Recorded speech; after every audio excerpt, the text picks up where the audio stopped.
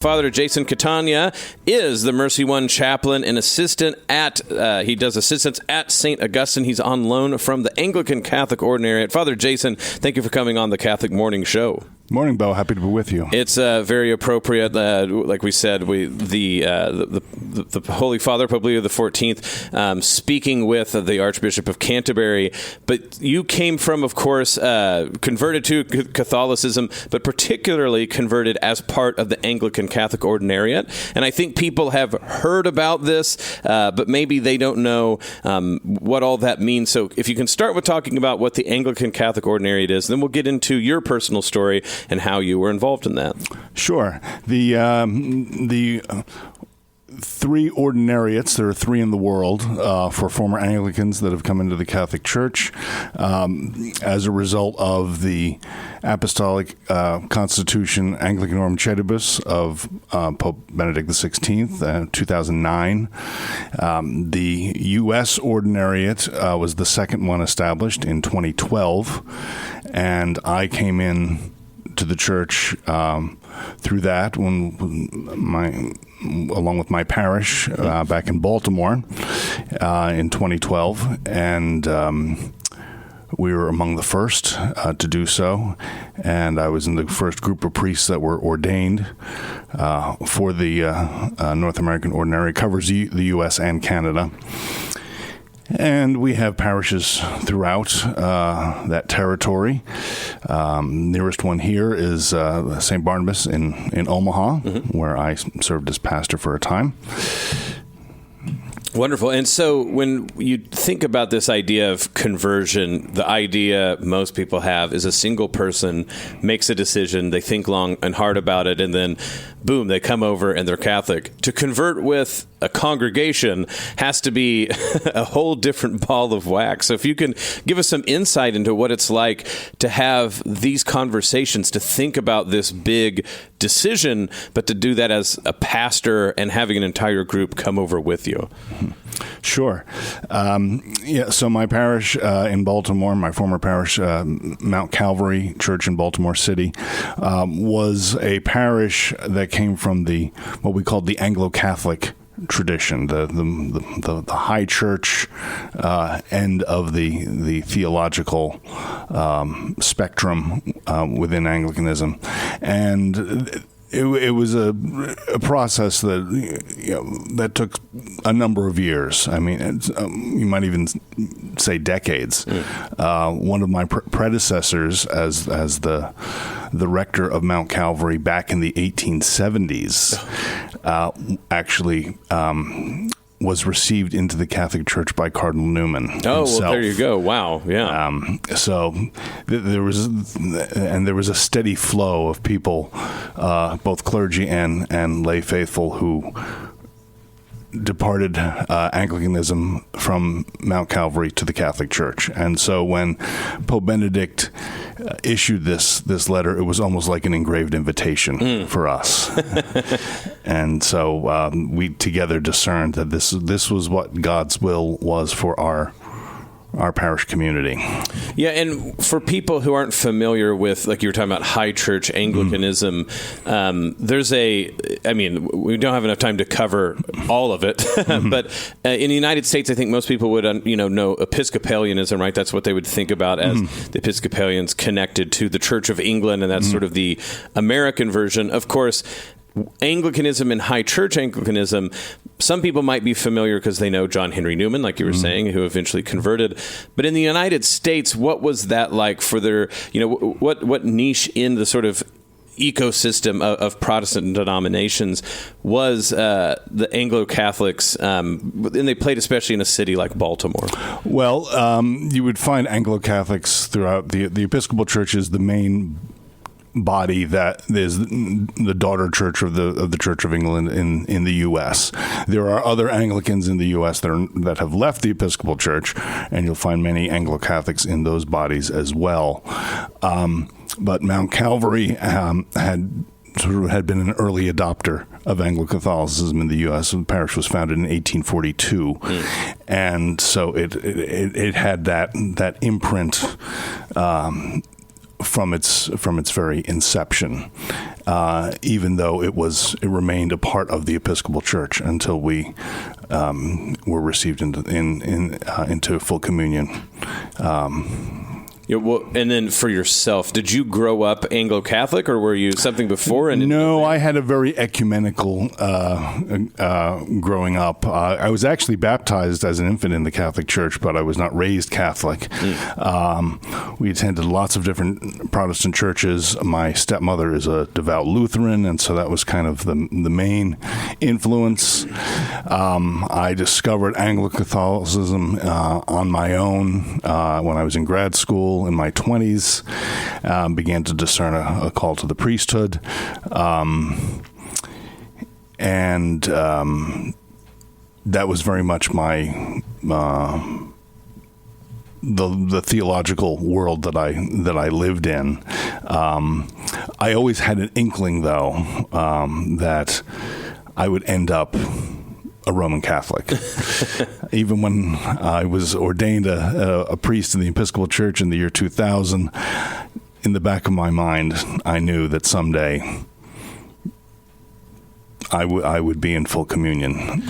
Well, and I think sometimes for people, this might be harder to understand. When you're a convert where you never thought about being Catholic, or maybe you even grew up anti-Catholic, and there's these sort of moments in tectonic shifts of plates that you go, oh, and then I saw something clearly, or oh, something that I assumed was the case wasn't. I learned something new, and now the progress of the Catholic Church becomes this new open lane that was just closed off. I think sometimes people, it can be hard to understand how, if you're already very close to the Catholic Church, in some ways, that's even harder to jump, do the full leap from, because of how close it is. Do you think that sort of comports with your experience? Very much so. I often say that for many Anglo-Catholics, the distance between them and the Catholic Church is an inch wide but a mile deep, and to get across that barrier could be more difficult than it might be for other Protestants who seemingly are much further apart. So we actually spent a number of years studying at Mount Calvary some of the more contentious issues, theological issues like papal primacy, the Marian dogmas, to fully understand what it is that the Catholic Church actually teaches, which, as we know, for so many non-Catholics, that is there's a great deal of confusion about that. Mm-hmm. What is it that we think the Church teaches and what it actually teaches? Right. And in the Anglo-Catholic world, especially the high church kind. So, and in fact, with what Pope Benedict XVI laid out, very much of what the Mass and the liturgy and even the sort of day-to-day prayer spirituality of Anglican, high church Anglicanism came over with the Ordinariate. And so in some ways, the sort of affective reality for many people, if they came over, that it was relatively stable. I know there's always like intricacies and that, but when it came to what it was for most people, what is the mile deep issues that some people had to really think through in a different way in order to accept this invitation of Pope Benedict XVI? Like I said, the issues that we studied, the papacy in particular, I mean, a genuine understanding of what is the role of the office of Peter in the life of the Church. What does papal infallibility actually mean, as opposed to what we perceive it to mean? What is the meaning of Our Lady's Immaculate Conception, Our Lady's Assumption, and why these are dogmas of the Church? Also, things like marriage discipline was certainly something that we had to study. The place of clerical celibacy. Most of our priests in the Ordinariate are married. I am not, but most of them are. And how does that comport with the Church's discipline in the Latin Church of clerical celibacy? So these digging into sort of the historical origins of these things was really important, because Anglicans tend to think in very historical terms, and that's certainly the case for me. How did these things develop over the centuries? Well, in that regard, taking their hat tip from John Henry Newman as well, who very famous quote: yes, "To be deep in history is to cease to be a Protestant." Yes. And so, okay, take us to, you get done with these studies. Pope Benedict XVI has made the declarations like he has, and has started to arrange this. What is it like, in that time where, as a body, you discern this is what we're going to do, and then what's that process like? Again, we're all sort of familiar with OCIA, like, I'm going to do this, I'm going to join this, and then we know what this is like. But again, what's it like to with this decision as a pastor of a congregation? What does that look like when the decision's made between then and actually coming in? Well, it was a challenging time for the parish. We made a formal vote of the parish in October of 2010, and at that point, the Ordinariate didn't even exist, and so it was the Archdiocese of Baltimore that helped shepherd us through the process, and they were very supportive of us. They arranged for a program of instruction. We had a priest, a Dominican friar of the Eastern Province, Father Carlton Jones, who had recently had moved to Baltimore and had become pastor of a parish in Baltimore, and he would end up being our confirmation sponsor for me and the entire congregation. Wow. In addition to doing our instruction. And our actual reception into the church was delayed somewhat as we negotiated with the Episcopalian Diocese of Maryland over our property, right, which we were able to reach an amicable settlement on, and were able to remain in our property. But that took some time, and that did delay our coming into the church, which the delay was tough sometimes, because we made this decision. We're being instructed.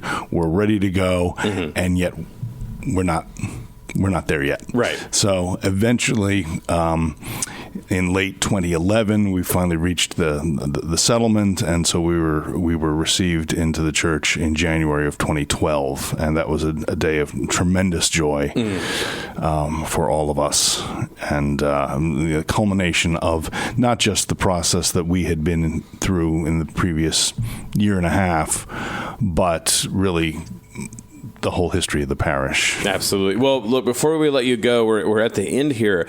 What has it been like to now be, Catholic priest this long and see the sort of spiritual heritage of the Anglican Ordinariate as it's been interwoven into, you being a priest, a Catholic priest, as long as you have now?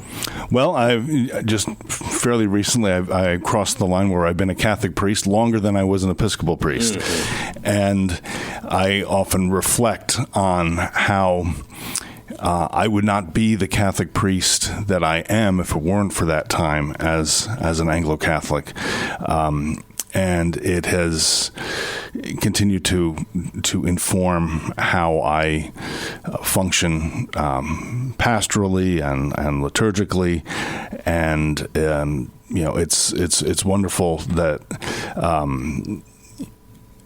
not only that the Ordinariates exist, but what that represents, and in the life of the church, and how it's been embraced by the wider church.